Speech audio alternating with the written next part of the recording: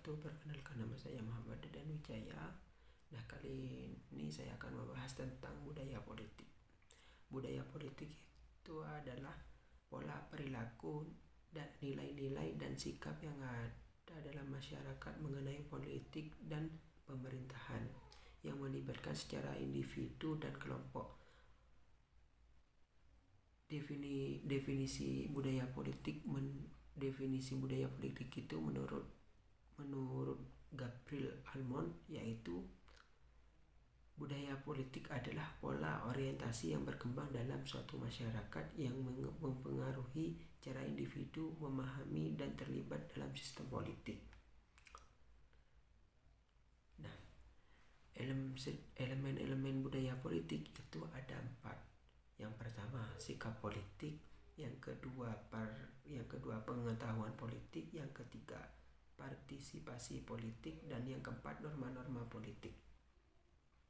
Dan yang disebut dengan sikap politik yaitu perasaan dan pendapat individu tentang peristiwa politik dan kebijakan pemerintahan.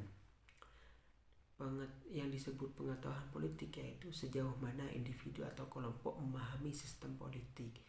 Dan yang disebut partisipasi politik, bentuk-bentuk keterlibatan masyarakat dalam kegiatan politik baik secara langsung maupun tidak langsung. Dan sedangkan norma-norma politik yaitu nilai-nilai yang dianggap benar dan penting dalam sistem politik suatu negara. Dan tipe-tipe budaya politik itu ada 3. Yang pertama, budaya politik parokial. Yang kedua, budaya politik subjek. Dan yang ketiga, budaya politik partisipan. Kesimpulannya, budaya politik itu memainkan peran yang sangat penting dalam menentukan sejauh mana sistem politik berfungsi dengan baik. Oleh karena itu, pembinaan budaya politik melalui pendidikan media yang bebas di keterlibatan masyarakat menjadi hal yang sangat krusial untuk pembangunan politik yang sehat. Dan tantangan dalam pembangunan budaya politik itu ada beberapa yang akan saya sebutkan. Yang pertama, kurangnya pendidikan politik yang memadai.